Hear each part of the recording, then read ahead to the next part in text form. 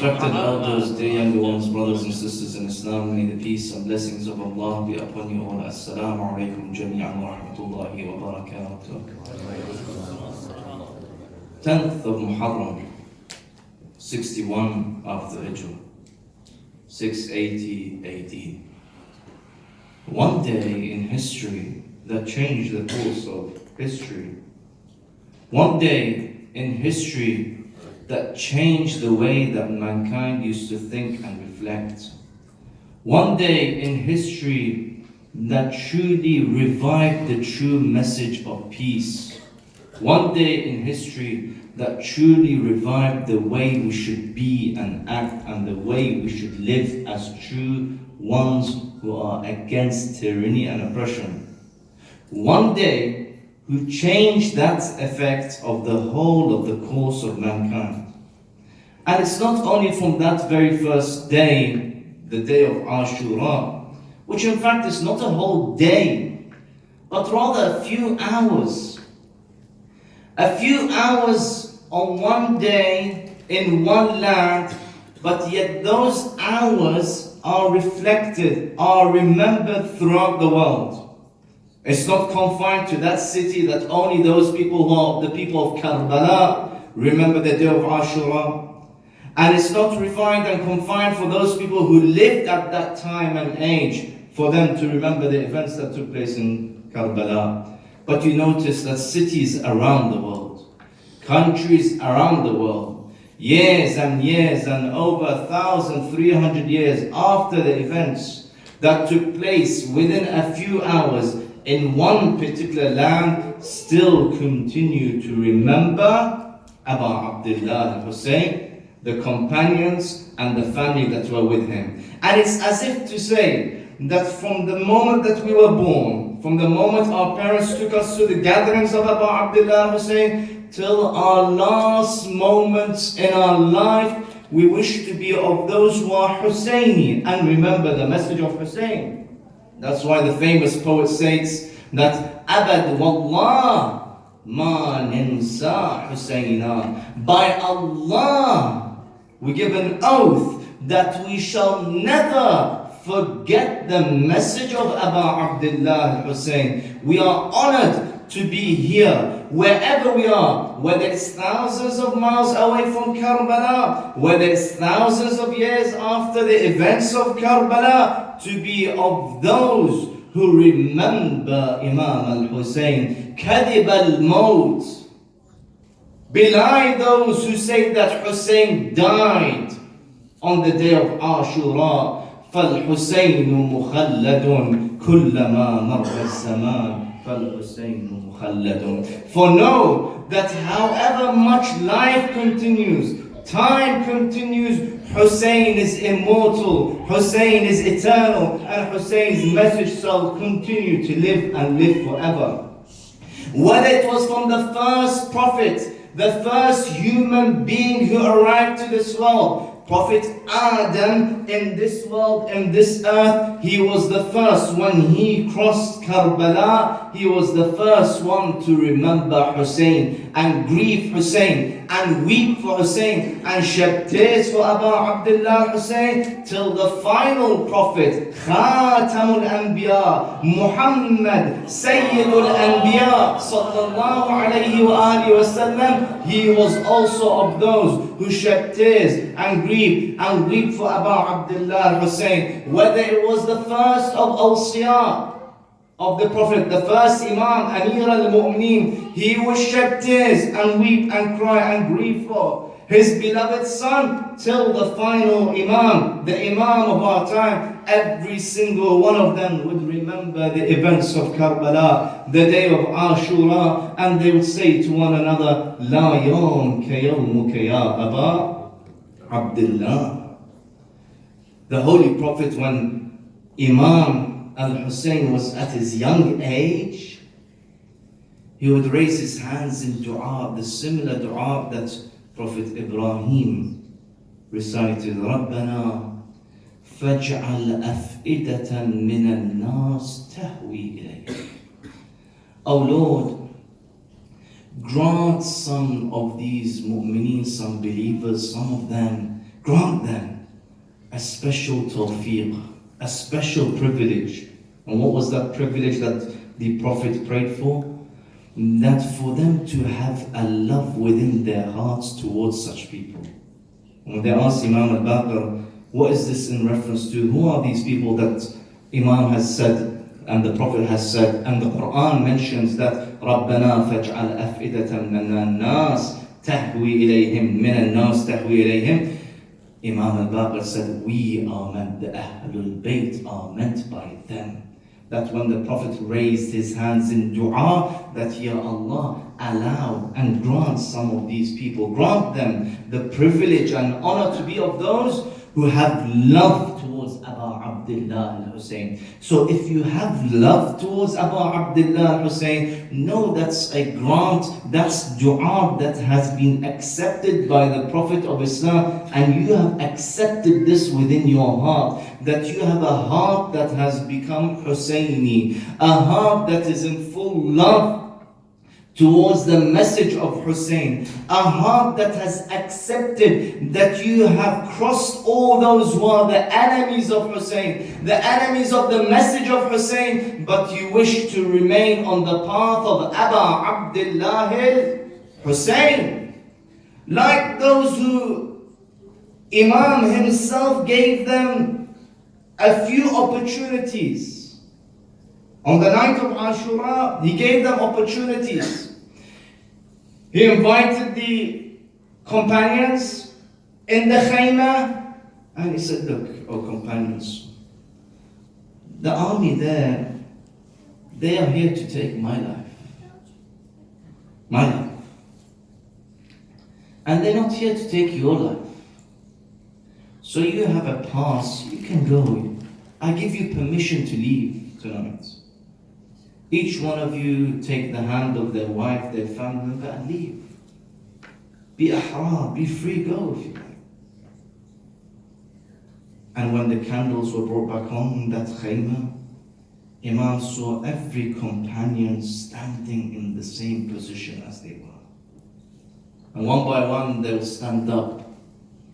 With each tribe, they would stand up as the spokesperson. For example, Zuhair ibn al-Qayn, Muslim ibn Awsaja, Habib ibn Madahir would say, Ya Abu Abdullah, what shall we respond to Rasulullah and Fatima al-Zahra on the day of judgment, that we left you alone in the battlefield of Karbala? We lived and we allowed Hussein ibn Ali to be ripped into pieces?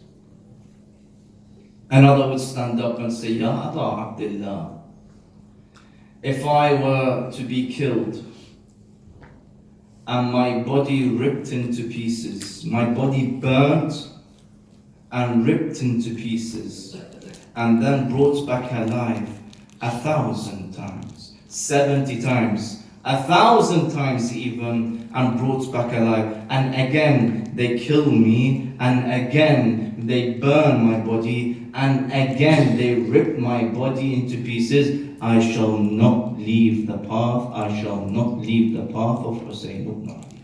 That was true love that they showed towards Hussein ibn Ali. That their love towards Hussein ibn Ali meant that they stayed through the thick and thin, through difficulty and ease, they stayed with Hussein ibn Ali. Like John, he said, Ya Abu Abdullah, you asked me for permission to leave, but during the moments of ease and comfort, I was with you. Now it's the testing moments in my life, and I leave your path. No, I'll remain with the path and love of Hussein ibn Ali. It was the message of Rasulullah that Rasulullah would continue to remind us, have Hubbul Hussein, have love towards Hussein. He would say to the people of Medina and to the world today that man ahabba hadain, whoever loves these two, Hussein, Hassan and Hussein, his beloved grandsons. من أحبني وأحب هذين وأبوهما وأمهما, whoever loves the Prophet and loves these two, Hassan and Hussein, and loves their father and loves their mother, كان معي في درجتي في الجنة, shall be with me, with Rasulullah, in my grade, in my status in Jannah. in paradise for love towards Abu Abdullah Hussein of the Ahlul Bayt. That's why when they came to Rasulullah, said, Ya Rasulullah, how shall we return the reward and the ajr for all that you have gifted towards us? You have gifted us hidayah, guidance, brought us to the true path.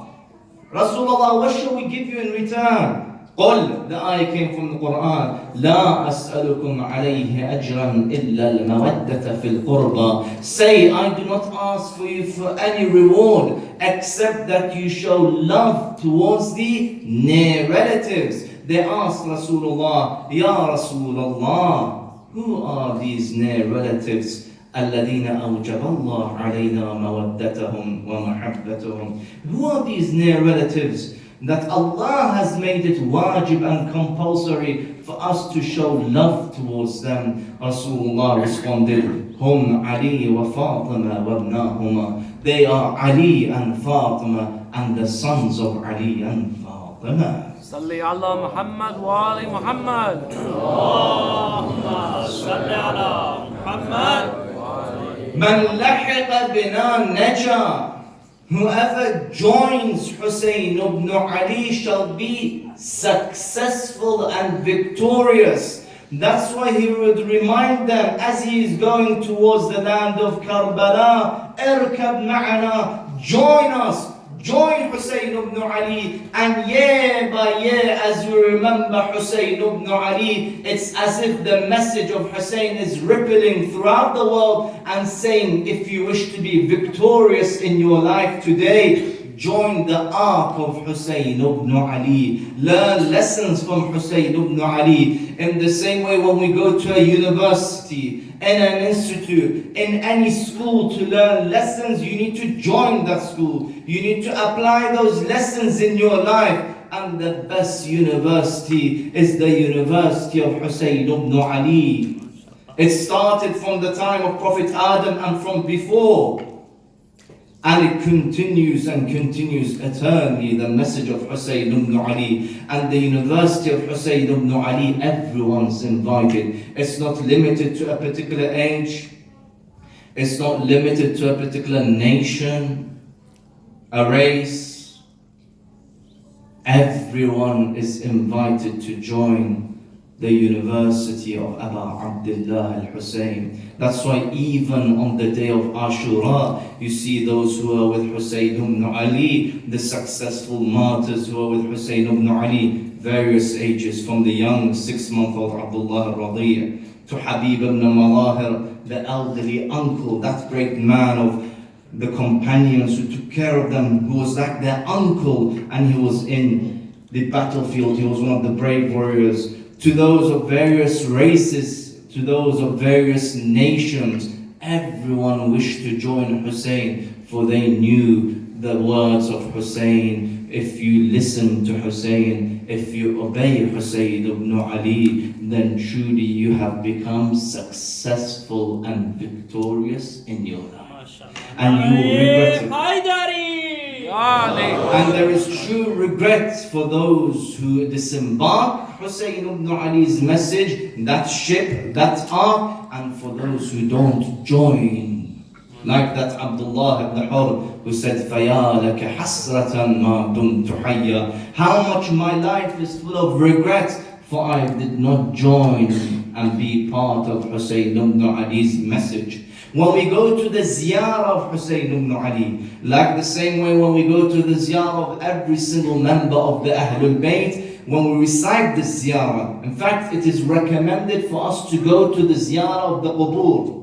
Go and visit Zur al-Qubur, فَإِنَّهَا تُذَكِّرُكُمُ الْآخِرَةِ. Go visit the graves, for it shall remind you of the akhirah, the afterlife. And when we go and recite ziyarah of the imams of the Ahlul Bayt, of the prophets, of the awliya, of the awsiya, not only it reminds us of the akhirah, it gives us lessons in our life today. Those who have been to Karbala, you see for yourselves how Hussein has attracted the hearts of many around the world today. You look at one another, you ask, what's brought you here to the shrine of Hussein? They will say there is a hope towards Hussein ibn Ali. That's brought me, that's made me spend money, that's made me travel distances, go tired, but nothing is worth it. It's worth it. Nothing. I'll do everything. I don't care about what I've spent. I don't care about the time. All I know, I'm coming towards this path because it's bringing me closer towards Hussein ibn Ali. Hussein ibn Ali. That's why even the messenger, he states, in our hearts, there is a hubb maknoona fi qulub al-mu'mineen. There is a love which is embedded in the hearts of the believers. Be honored if you have that hubb towards Hussein ibn Ali, that when you go to the ziyarah of Aba Abdullah and the ziyarah of the Ahlul Bayt, what do you say? Each line within this ziyarah is a lesson for us to apply in our lives today. We say وَعَبَدْتَ Allah, after saying the salam, we say وَعَبَدْتَ Allah مُخْلِصًا حَتَّى أَتَاكَ الْيَقِينَ. That, O Prophet, that, O Imams of the Ahlul Bayt, I bear witness and testify that you truly worshipped Allah. Not any kind of worship. You worshipped Allah sincerely. مُخْلِصًا حَتَّى أَتَاكَ الْيَقِينَ. Until the certain event of death approached you. مُخْلِصًا. Ikhlas fi amalih. Every single member of the Ahlul Bayt, when they performed an action, it was solely for the sake of God. They taught us themselves that mankind, you can never please everyone in the world today. But if you please and perform an action for the sake of God, Allah subhanahu wa ta'ala will make you successful, for that action of yours was a godly action. And I remember myself, many years ago, one of our teachers taught us this, that whenever you perform an action, perform it to please God. Don't perform it to please everyone. And he would state that never can you perform an action that will please everyone. And he gave us an example. He said that there is a parable, and some refer this to Luqman alayhi salam, Luqman al-Hakim, the wise Luqman, that Luqman wished to teach his son a lesson, that you can never please everyone. He said, how? He said, Luqman, we are going to travel from this area to another area, and we've got a donkey to travel. Father, son, and the donkey, they're traveling. At the beginning, the father is on the donkey, riding the donkey, the son is walking with the father, and they're going towards that area. A group of people came and said, what's this? So disrespectful. The father, he doesn't have any care, he doesn't have any affection towards his son. The father is comfortable on that donkey, but his son is walking. What's this? The father disembarked. He says, son, you go on the donkey. You ride the donkey and let's walk. The father's walking, the son's on the donkey. Moving. Another group of people came. What's this disrespectful son? How dare he? He's showing so much disrespect towards his father. The father is walking, going through so much trouble, and the son is sitting comfortably. The father said, come off the donkey, we'll both walk it and we'll walk with the donkey. A group of people came and said, what is this? They've hired the donkey to go from A to B to travel, and the donkeys, there's no one riding the donkey. What are these people doing? Father and son said, look at the lessons. You can never please them all. Father and son, they both started riding the donkey. They were both on the donkey, that one donkey. And they were moving. A group, what is this? How disrespectful they are towards this donkey. They don't have any mercy towards this donkey. They're not kind towards it. Both of them are riding the donkey. The title of this whole story scenario was what? What can I do to please Allah? What you can do to please Allah is to perform that action that is solely for the sake of Allah, for never you can do an action to please every one of mankind. And that was the key success in the life of the Ahlul Bayt. That every action they performed was solely for the sake of Allah. That's why Allah subhanahu wa ta'ala states that فَاعْبُدُوا اللَّهِ, perform obedience of Allah subhanahu wa ta'ala, ibadah, worship of Allah subhanahu wa ta'ala, مُخْلِصًا, an ibadah that is solely for the sake of Allah, truly for the sake of Allah. And this is not limited to Islam. Islam doesn't only state that you should worship Allah sincerely, but you find that even in the Abrahamic faiths, Allah subhanahu wa ta'ala states, وَمَا أُمِرُوا إِلَّا لِيَعْبُدُوا اللَّهِ, that the previous prophets, the Abrahamic faiths, every single one of them, they were ordained to worship none other than Allah subhanahu wa ta'ala. What kind of worship? What kind of ibadah? Mukhlisa. A ibadah which was a true, sincere ibadah. That's why even you find in some of the verses in the books, the scriptures, not only limited to the Quran. It says, for example, the key to success is sincerity. You find even that it's a universal message. It's not only limited to the religion of Islam, not only to the religion of Christianity or Judaism, but you find that it's a universal, humanitarian quality that one needs to have. You find, for example, one says that the way to heaven is to be sincere. Or another says that an act which is performed, whether it's trivial, but if it's sincere, is more valuable than many acts which are not sincere, performed just to please others and make others happy. Ikhlas. To perform acts sincerely for the sake of Allah subhanahu wa ta'ala. What is ikhlas? In Arabic, ikhlas comes from the root word khalasa, which means that thing which is pure, clear, not mixed, not diluted, not polluted. It's pure. So if someone wants to, for example, come to this country which is known for honey, what do they say? I want asal, I want honey which is khalis, honey which is pure, honey which is not mixed.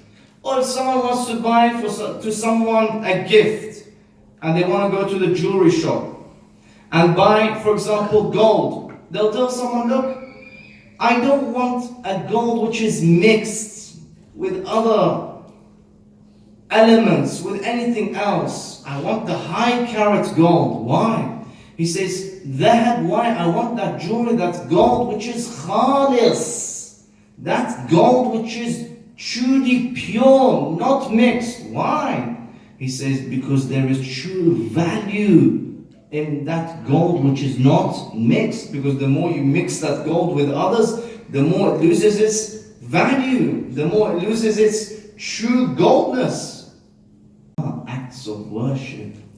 If we wish to perform an act of worship, ibadah, which is truly khalis, mukhlis, it needs to be pure. Meaning what? That throughout the act, it must be pure from anything that pollutes it or dilutes it, and it must be truly for the sake of Allah subhanahu wa ta'ala. Mukhlisan. It's only for the sake of Allah subhanahu wa ta'ala. If we were to give, for example, an act of worship which is 100%, an act of worship which is 100%, that act of worship which is mukhlis, which is khalis, must be 100% for the sake of Allah subhanahu wa ta'ala. If it's 99% for the sake of Allah and 1% for the sake of others, that act of worship has been polluted, has been diluted, has been ruined and spoiled. So we need to ensure and remind ourselves that I'm performing an act of worship, it must be khalis, in the same way that the Ahlul Bayt, عَبَدْتَ اللَّهَ مُخْلِصًا, You performed worship of Allah sincerely for the sake of Allah subhanahu wa ta'ala. And this needs to a reminder for us all, a remembrance for us all in every act of worship and in every form of our life. If we wish to perform an act fi sabilillah, qurbatan ila Allah, then perform it 100% for the sake of Allah subhanahu wa ta'ala. 100%. Like for example, salah. Because salah, why do we remind ourselves about salah? Salah amududdin. Salah is the pillar of religion. In qubilat qubila ma sawaha. If your salah is accepted, your other acts of worship are accepted. The first thing that will be questioned on the day of judgment, brothers and sisters, is about our salah. The Prophet and all of the Ahlul Bayt, the last thing that they had as their wasiyah, as their will, was a reminder about the importance of salah. For example, the Prophet would say, one is not of us the one who takes their salah lightly. Or the Imams would say, they shall not gain one who takes their salah lightly. The Prophets and Ahlul, look at the reminder they're giving us, that one who takes their salah lightly, they shall not gain the shafa'ah and the intercession of the Ahlul Bayt. So a true salah which is not lightly needs to be a salah which is 100% for the sake of Allah subhanahu wa ta'ala. And sometimes we need to remind ourselves. Why? There are sometimes, for example, I wish to perform salah. The place, the time, the way. I'll give you an example. But the place I'm performing that salah, it is not 100% for the sake of Allah. What do I mean? I want to perform salah where? In the front row. Why? Because there is a camera that's going to put me in the photos tomorrow. Is that 100% for the sake of Allah? No, it's been diluted. Okay, time. I usually perform salah at a particular time. But suddenly I've seen all my friends in the community are here. Suddenly I want to perform salah at a specific time. So they all say, wah, wah, mashallah, mashallah. How he praises salah at a specific time. He's performing salah, why? To please others. Or even the way we perform salah. Sometimes this is sometimes a good test for ourselves. If we perform salah the same way that we perform it at home, when no one's around, and the same way when someone else is around. The way we perform salah, is it the same for the sake of Allah subhanahu wa ta'ala? Then it should be the same all year round, throughout our lifetime. It should be truly for the sake of Allah. The way we perform salah, sometimes some of us, we change the mode of our salah. Sometimes we change the voice recitation. Sometimes we change the dua, the words that we say, the surahs that we recite, because others are around us. It reminds me about that person. For 30 years, he performed salah where? In the front row of Salat al-Jama'ah. The first row. 30 years. One day he was delayed. And he wished to come to perform Salat al-Jama'ah. He noticed that due to his delay, the front row was full. Second row was full, third row until the final row. 30 years I've performed salah where? In the front row. He kept on trying to push, Ya Allah, I want to go to the front row. He performed salah. Couldn't perform the salah in the front row. He completed his salah. He went to the alim of the time. He said, I have a bugging question, actually, query. I'm not sure what to do, what to say. I said, what is it? He said, for 30 years, I performed salah in the front row. All happy, smiling, I pray salah front row. Today, when I was unable to perform that salah in the front row, I felt that salah didn't really sink into my heart. I felt that salah was a bit different. It wasn't the truly godly salah. What do you think, oh Shaykh, oh Alim? The Shaykh looked at him, he said, if I tell you something and advice, don't get upset with me. He said, why? No, I won't get upset. I'm here, that's why I'm here to ask you this question for advice. He said, I actually recommend you to repeat those 30 years of your salah. I said, why? He said, because it seems those 30 years were for rada nafs. Those 30 years were to please yourself and make yourself happy, not 100% for the sake of Allah subhanahu wa ta'ala. Look at the Ahlul Bayt. إِنَّمَا نُطْعِمُكُمْ لِوَجْهِ اللَّهِ لَا نُرِيدُ مِنْكُمْ جَزَاءً وَلَا شُكُورًا. When they gave away for the sake of Allah. For the sake of Allah. Not only their ibadah, their acts of worship was for the sake of Allah, but everything within their lives was for the sake of Allah. When the miskin, yatim, asir, 3 consecutive days, they would knock on the door at the time of iftar. Ya Ahlul Bayt al-Nubuwah, we are hungry, we are in need. The Ahlul Bayt gave the best thing they had. That thing that they wished for their own selves, they gave it away. An example of al-ithar, an example of self-sacrifice, how selfless they were. Give away from your own love. Give away from that which you wish for yourself towards others. They had prepared the food for their own selves, for their own iftar. They gave it away. They gave it away. Why? For the sake of Allah. Selfless. For the sake of Allah. Only for Allah. Also, when they gave away for the sake of Allah, in this form of generosity, لَا نُرِيدُ مِنْكُمْ جَزَاءً. We do not expect from you to return the reward. To return. Some of us, I gave him birthday gift, why did he not give me on my birthday? I said to him, Eid Mubarak, why didn't he say Eid Mubarak to me? If it was for the sake of Allah, Allah's reward is even more abundant.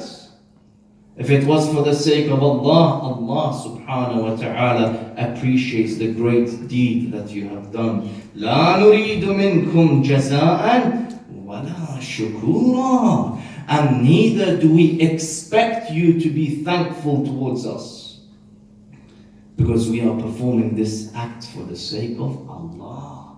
Look at Amir al-Mu'mineen. One act which was for the sake of Allah. Every act in the life of Amir al-Mu'mineen was for the sake of Allah.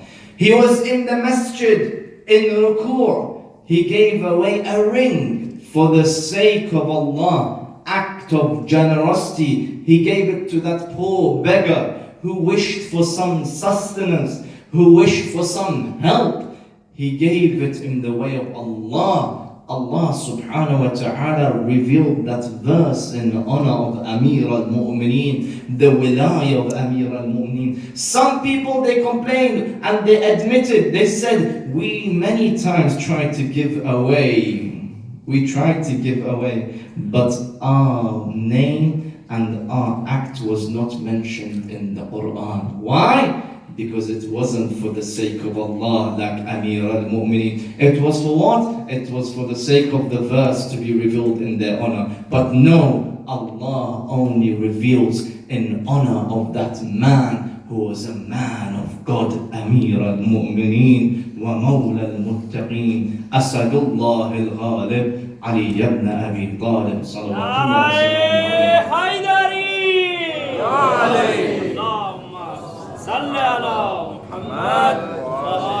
وعبدت الله مخلصا حتى أتاك اليقين. And you truly worshipped Allah.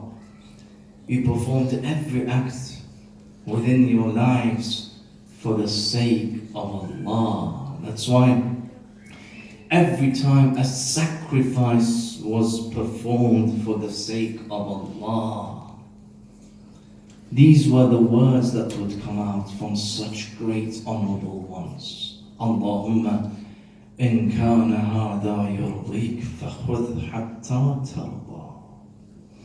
Allah, if this act of sacrifice pleases you, radan, to please Allah subhanahu wa ta'ala, for the sake of Allah, fakhudh hatta tarda. Then take, Ya Allah, accept from us this sacrifice as much as pleases you. As long as it pleases Allah, as long as it's for the sake of Allah, Hussein ibn Ali will give everything for the sake of Allah. That's why Sayyida Zainab alayhi salam, these days we remember Sayyida Zainab and Aba Abdullah al-Hussein, for she is Sharikatul Hussein. She is the partner of Aba Abdullah al-Hussein in the message of Islam, in the message of true Islam, in the message of truth. What would she say? Zainab, you sacrificed your two sons. Zainab, you sacrificed your beloved brother Aba Abdullah. Zainab, you sacrificed your beloved brother Abu al-Fadl al-Abbas. Zainab, Banu Hashim was sacrificed. Zainab, even before you saw your beloved grandfather Rasulullah, your beloved mother Fatima al-Zahra, Amir al-Mu'mineen, Imam Hassan al-Mushrima, all for the sake of Allah. Zainab, you witnessed the tragedies of Karbala. All that you witnessed, Zainab, how did it feel? What went through your minds? What will she respond? It was for Allah. Ma ra'aytu illa jamila. All that I saw was beauty. For everything for the sake of Allah is truly beauty. Zainab, what did you say, or what was in your mind and thought when you gave this greatest sacrifice? And Allah subhanahu wa ta'ala mentions about the great sacrifice. وَفَدَيْنَاهُ بِذِبْحٍ عَظِيمٍ.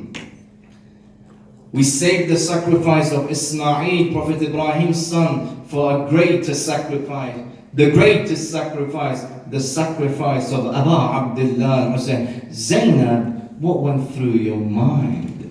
What happened to you? How was the qurbani that you gave, the sacrifice that you gave? She would respond, Ya Allah, taqabbal minna hadha al-qurbani. Oh Allah, accept from us this sacrifice, the sacrifice of Hussein ibn Ali, the sacrifice of 72, the sacrifice of the companions, the sacrifice of Banu Hashim. Zainab, what went through your mind and what did you say when Shimr ibn al-Jawshan would be running towards Hussein ibn Ali? Umi Davido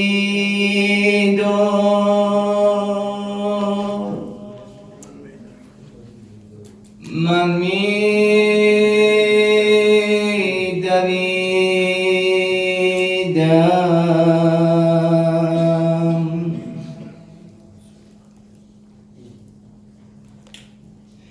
Usu Yamatal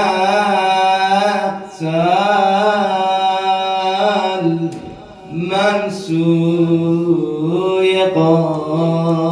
Yaqatil. Zainab, she says he ran, Shim ran towards Hussein ibn Ali, and I ran. Zainab, what went through your mind? She says, as I saw Hussein ibn Ali, the daggers of Banu Umayyah stabbing Aba Abdullah al-Hussein, my heart started to rip into pieces. Ya Allah, taqabbal minna hadha al-qurbani. Accept from us this sacrifice. Zainab, what went through your mind? Zainab, what difficulty you had to go through? That was a tremendous difficulty that Zainab had to go through. What else was so difficult? Zainab, as she would be of those who were chained, as she was be of those who were usara, as those who were captive, as they were going where? They would be going from Karbala to Kufa to Sham. They were captives, they were chained, and in front of them they would see the head of Aba Abdullah al-Hussein on the spears of Banu Umayyah. And when they arrive towards Sham, they would say, we'll wait here by the gate. Look at Banu Umayyah, what they would say? They would say, we'll wait here by the gates of Sham. Why? They would say so that the people of Sham get ready to celebrate. They would get ready to decorate. Zainab would be there. She would call out, Wa Muhammada wa Rasulallah. Wa Rasulallah, bear witness for you what you are witnessing. Ya Rasulallah, bear witness for this tragedy. What tragedy? The grandson of Rasulullah, his head on the spears of Banu Umayyah, the daughter of Amir al-Mu'mineen, the daughter of Sayyid al-Nisa al-Alameen. She would be here chained, and as they go to that bazaar of Sham, and those who were celebrating, Imam Zainul Abidin looks at one man. That man, he would respond with cheers of happiness. He would be jeering. He would say to Imam, Wa Allah, Ya Allah. Imam Zainul Abidin would say, Ya Sheikh, hal qara'ta al-Quran? Have you read the Quran? He would say, yes, I've read the Quran. He would say, oh Shaykh, have you read the verse that Allah subhanahu wa ta'ala mentions that it's compulsory, it is wajib to show love towards the near relatives? He said, yes, I've read that verse. Love towards the near relatives of Rasulullah. Imam Zainul Abidin says, we are the qurba of Rasulullah. We are the near relatives of Rasulullah. Look what they have done towards the beloved ones of Rasulullah. The body of Hussein would be lying on the sands of Karbala. Umar ibn Sa'd would tell 10 horsemen, trample on the chest of Hussein ibn Ali. They would sever the head of the grandson of Rasulullah. They would chain the family of Rasulullah. They would burn the tents of the family of Rasulullah. Every moment is a musibah upon musibah, a grief upon grief for the beloved honorable family of Rasulullah. Ya Hussein.